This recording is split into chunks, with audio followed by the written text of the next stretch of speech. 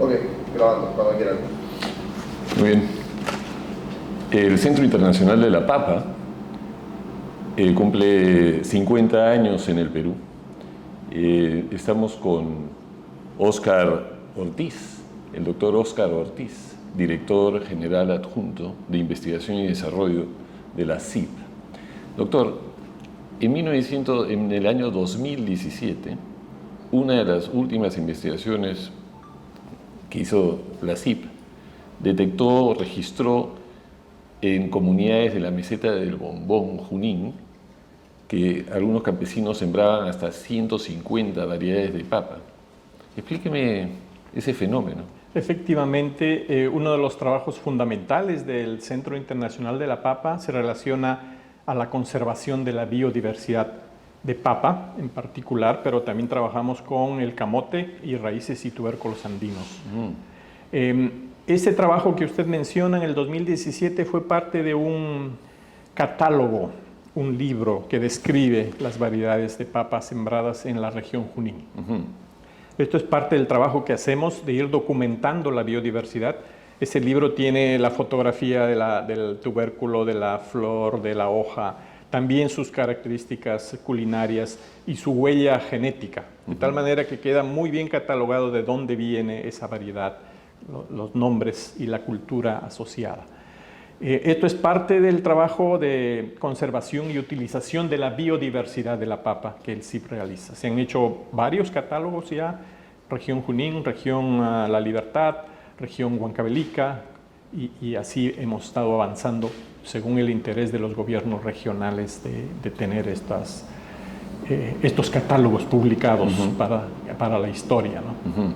Y dígame, ¿por qué es que un campesino siembra hasta 147 variedades de papa? Estamos hablando de campesinos, muchos de ellos dedicados en realidad a la agricultura y la subsistencia, ¿no? Efectivamente, esto tiene una raíz cultural. En el Perú existen casi 3.000 tipos de papa cultivados todavía a lo largo de los Andes.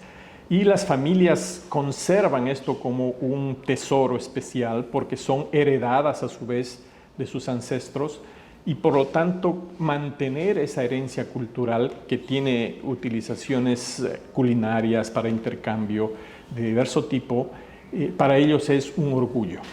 Esto está siendo complementado ya con un esfuerzo más sistemático que es organizar a los agricultores conservacionistas, de tal manera que estos agricultores no solo conserven la papa como un valor cultural, sino tenga ya un valor económico para ellos. Vincular a estos agricultores a los mercados para que esta diversidad se pueda conocer. En los mercados existe muy poca diversidad de papas, y estos agricultores conservacionistas pueden vender mezclas de papas. En este último año de pandemia, un grupo de conservacionistas llamado Aguapan, de justamente la región Junín y otras regiones, han estado distribuyendo vía delivery, a través de WhatsApp, mezclas de papas. Uno podía entrar a hacer su pedido y sabía de qué agricultor venía. Estaba la foto, estaba el paisaje de donde viene, y un consumidor tenía su mezcla de papas, las podía consumir de diversas formas. De manera que esta diversidad de papas se mueve al margen del mercado. En el mercado, ¿cuántas papas se comercializan? Mire, a nivel nacional, en diversos grupos y mercados regionales, máximo unas 50 variedades de papas, de las casi 3.000 que existen. Muy bien. Entonces, la mayoría de la biodiversidad existe aún en esas comunidades, en esas familias, en ese intercambio que existe en esos grupos.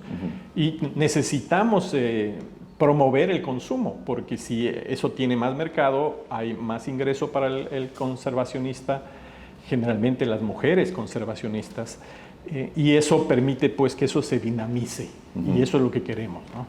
¿Y cuáles son los hotspots? ¿Cuáles son las regiones más paperas, más diversas?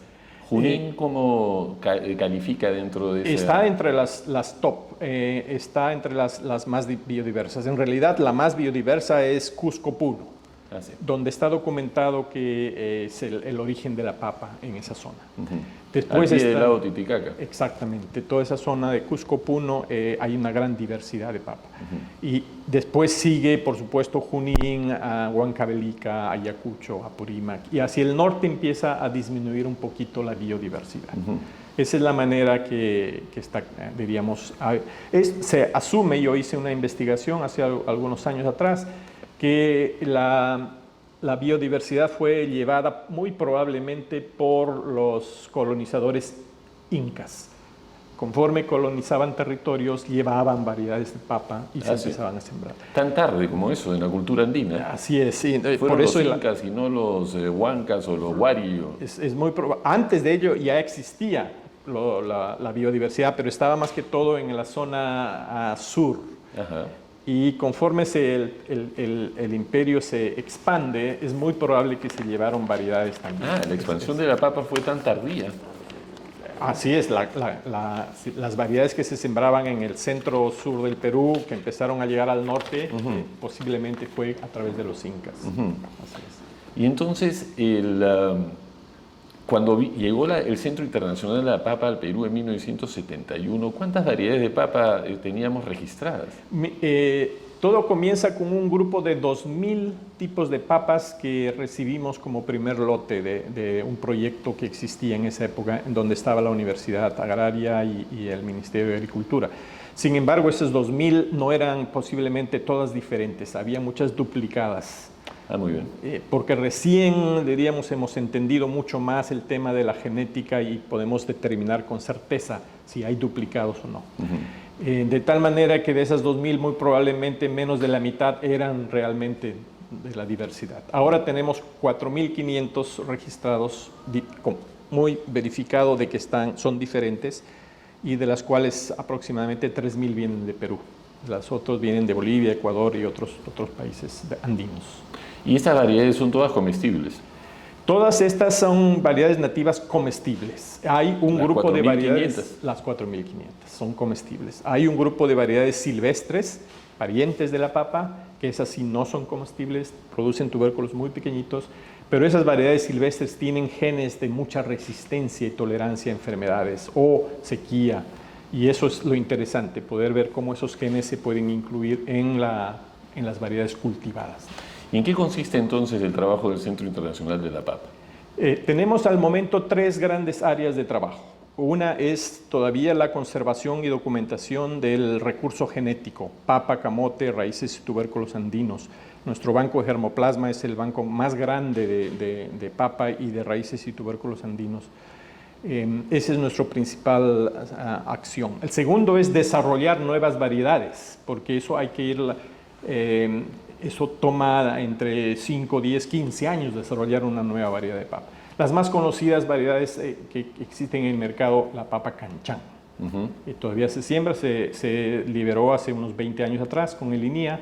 Es una papa híbrida, es una papa Exactamente, a través de cruzamientos entre variedades existentes y se obtiene semilla y eso se propaga y se selecciona la mejor. La papa amarilla, la papa blanca también son híbridos. No, las papas blancas son mejoradas. Las papas amarillas y las moradas son nativas. Estas no han sido mejoradas. ¿Y la canchán es mejorada? La canchán es mejorada. Muy bien. Así como la amarilis y otras que existen en el mercado. La única, por ejemplo. Y cuando usted habla de papa mejorada, ¿qué significa? Significa que se ha cruzado a 2 o más variedades de papa existentes y se ha obtenido semilla y se ha seleccionado esa semilla para obtener una papa que tenga calidad, producción que se requiere para el mercado.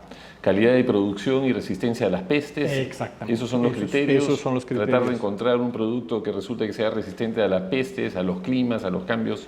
Antes de la prioridad de la resistencia a las pestes, a las enfermedades, a los insectos, ahora es tolerancia al cambio climático, es decir, resistencia a calor y a sequía, porque sabemos que eso es lo que viene en 10, 15, 20 años adelante. Entonces, desarrollar nuevas variedades es otra tarea fundamental, no solo de papa, camote también. Trabajamos en camote mucho para el África en particular.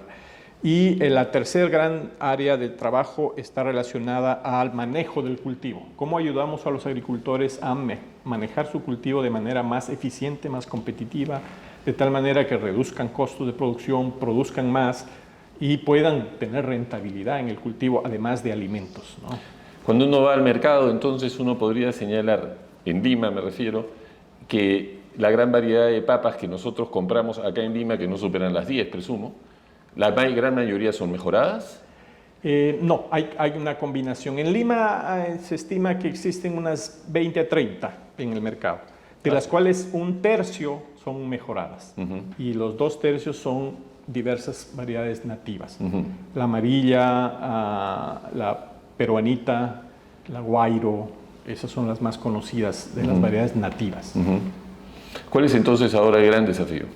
El gran desafío es lo que se viene hacia adelante, el cambio climático. Va a afectar los Andes, va a afectar en variación de periodos de lluvia y sequía, va a incrementarse la temperatura en los Andes, eso afecta a la papa. Tenemos que trabajar para desarrollar nuevas variedades que resistan esos cambios, pero a su vez que sean más nutritivas, porque la papa puede ser más nutritiva. Estamos desarrollando una papa que le llamamos puño de hierro, es decir, con mayor contenido de hierro. Puede llegar a tener 60% más hierro que una papa normal, porque tenemos el reto de la anemia y sabemos que el poblador andino consume papa. Entonces, el reto es variedades más resistentes, pero a su vez más nutritivas, que nos permitan enfrentar mejor el cambio climático. Ese es el reto fundamental, ese cambio climático que nos presenta tantas preguntas todavía sin responder. No sabemos cómo y en qué medida van a ser afectados los agricultores, no solo de los Andes, en África, en Asia, en China, en la India. Estamos hablando de poblaciones de miles de millones de personas que necesitan alimento. Entonces tenemos que seguir trabajando en ese sentido de que la papa y el camote continúen contribuyendo a reducir el hambre mundial, a estabilizar la producción de alimentos, y eso a su vez genera estabilidad económica, estabilidad política. ¿Y de qué manera los resultados entonces de investigación de la CIP y sus mejoras en efecto han contribuido a mejorar la nutrición de otros continentes y del propio Perú? El caso más emblemático es el caso del camote anaranjado en África.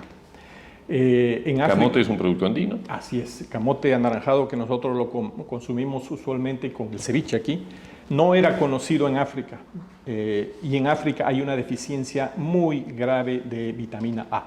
Muy bien. Que afecta a millones, se habla de 100 millones de niños menores de 5 años con problemas de salud por falta de vitamina A. Ellos cultivan yuca, cultivan maíz, cultivan camote blanco sin vitamina A. Entonces el CIP empezó a trabajar hace unos 20 años. Bueno, introduzcamos el camote anaranjado, es una fuente natural de vitamina A. Y empezamos a hacer todo ese trabajo y ahora se habla de que hay unas 30 millones de personas que ya se benefician en el África de este camote anaranjado. Entonces ese es un ejemplo de cómo el CIP ha trabajado para desarrollar, mejorar la nutrición en el caso de África en particular. Tengo acá una cita de Ginjatruit Nakata, director para América Latina del Centro Internacional de la Papa. Él dijo: los Andes son uno de los últimos hotspots de agrodiversidad y la fuente de una variedad de cultivos nutritivos que son vitales para atender la demanda mundial de una dieta diversificada. Correcto. De manera que nosotros en el Perú nos encontramos en la paradoja de que tenemos un banco de cultivos, de productos andinos nutritivos, muy nutritivos, en realidad dentro de un espacio donde también impera mucho la pobreza, ¿no es así? Efectivamente, esa es la paradoja. Somos campeones mundiales en biodiversidad, de papa en particular, pero hay otros, oyuco, amacho, lauca. Nadie nos gana en eso. Esos cultivos son muy nutritivos, pero a la vez no los utilizamos de manera suficiente para consumo, para el mercado interno. ¿Y eso a qué se debe? Es un tema de políticas que han preferido otros alimentos, por ejemplo, alimentos basados en trigo, que nosotros no producimos trigo. Deberíamos consumir más papa, pero preferimos las pastas y el pan culturalmente, incluso el arroz, que también es introducido. Entonces hay que seguir trabajando en ese sentido y se están logrando con el Ministerio de Agricultura ya en los últimos 20 años se ha aumentado de 65 a 85, casi 90 kilos de papa al año por persona en el Perú. Eso es lo que necesitamos seguir haciendo, que se consuma la papa peruana. Y en eso no nos gana nadie, en biodiversidad sobre todo. Ese tipo de papa hay que hacer que llegue a la mesa del consumidor y la disfrute. Eso no lo tiene en ninguna otra parte del mundo. ¿Y qué tan amenazada está la biodiversidad? Con el cambio climático diríamos que la amenaza es grave, porque si la temperatura aumenta 1, 2 o 3 grados en los Andes, que ha sido el refrigerador natural para la papa históricamente, podrían verse afectadas algunas especies o variedades de papa. Eso es algo que tenemos que monitorear muy cercanamente. Y el hecho de los monocultivos y las papas mejoradas y el desplazamiento de algunas papas. Afortunadamente hemos observado que la papa coexiste, en la papa mejorada, la blanca, con la papa nativa. En el Perú se siembra todavía un 40% de papas nativas de toda el área nacional. Entonces hay una coexistencia que no ha variado mucho en los últimos 20 o 30 años. No vemos un riesgo en ese sentido, porque la política no debería ser una sola papa reemplaza a miles, sino cómo consumimos esa diversidad. ¿Qué tan importante es la papa en la nutrición del peruano? Es sumamente importante, sobre todo en la zona andina. Hay zonas andinas que dependen de la papa como su principal fuente de energía, pero también de vitaminas y minerales. Entonces es sumamente importante. Hay comunidades donde una persona consume 100, 120, 150, hasta 200 kilos de papa al año. Entonces para esas familias es un sustento fundamental de nutrición. ¿Usted de dónde es, doctor Ortiz? Soy de Cajamarca, soy nacido en la zona andina, tengo una especial vinculación con la papa porque en Cajamarca el primer alimento sólido que un niño cumple al año o menos es una papilla de papa amarilla llamada la variedad, se me fue el nombre en este momento, déjeme recordar, huagalina, huagal, porque viene de la zona de Huagal. Esa es una papita como amarilla como una yema de huevo. Se deshace, se hace un purecito y eso se mezcla con un poco de la racacha, que es otra raíz andina, nativa, muy nutritiva, y ese es el principal fuente de alimento de los niños que empiezan a comer. Entonces yo tengo una vinculación muy particular con la papa y afortunadamente he desarrollado toda mi carrera en temas relacionados a la papa para el Perú y para el mundo. O sea, usted es más papista que el Papa. Efectivamente, se podría decir que sí. Ese dicho se aplica a mi caso, efectivamente. Cuando vemos nosotros el mercado, y para terminar, cuando uno ve el mercado, bueno, uno piensa en el área comercial, sin duda. Pero para que haya esta diversidad de papas, ¿no? Para que un campesino en alguna comunidad remota en los Andes resulte que tenga hasta 300 variedades de papa, ¿no? Significa que tiene que tener la semilla, ¿no? Así es. Y la semilla, entonces, es parte de un mercado que está ahí abajo. Ese es uno de los retos fundamentales en cuanto a desarrollo de sistemas de semillas. El agricultor todavía consigue la mayor parte de su semilla de su cosecha anterior o de sus vecinos. No hay un mercado tecnificado, certificado de calidad de semilla. Pero hay un canje entre los propios comuneros. Hay un sistema campesino de intercambio. Eso hay que complementarlo con un sistema que ayude a mejorar la calidad de la semilla y cada cierto tiempo el agricultor pueda renovar semilla con semilla de calidad, libre de enfermedades y plagas, y pueda continuar ese ciclo que ha existido por miles de años en los Andes. ¿Y qué pasa si es que empieza a desaparecer la diversidad de papa? ¿Por qué es importante preservar la diversidad de la papa? Mire, a nivel mundial la diversidad genética de papa está reducida a muy pocas variedades. Eso es muy riesgoso si aparecen nuevas plagas.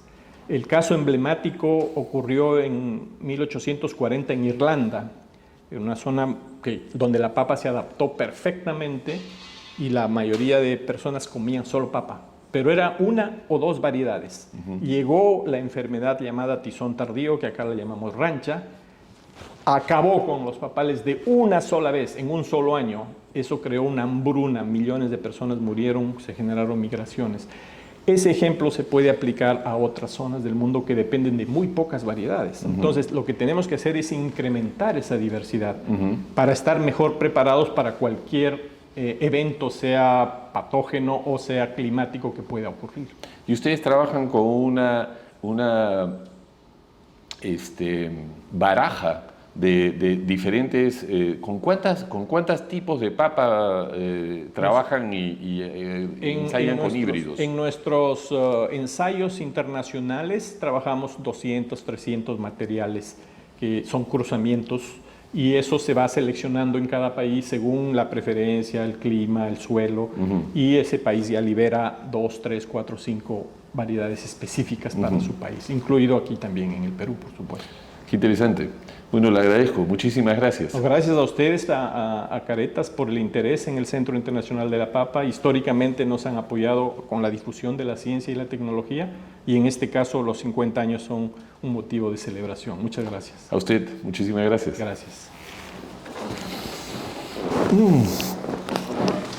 Ay, qué rico. Muchas gracias. Ah, sí, claro.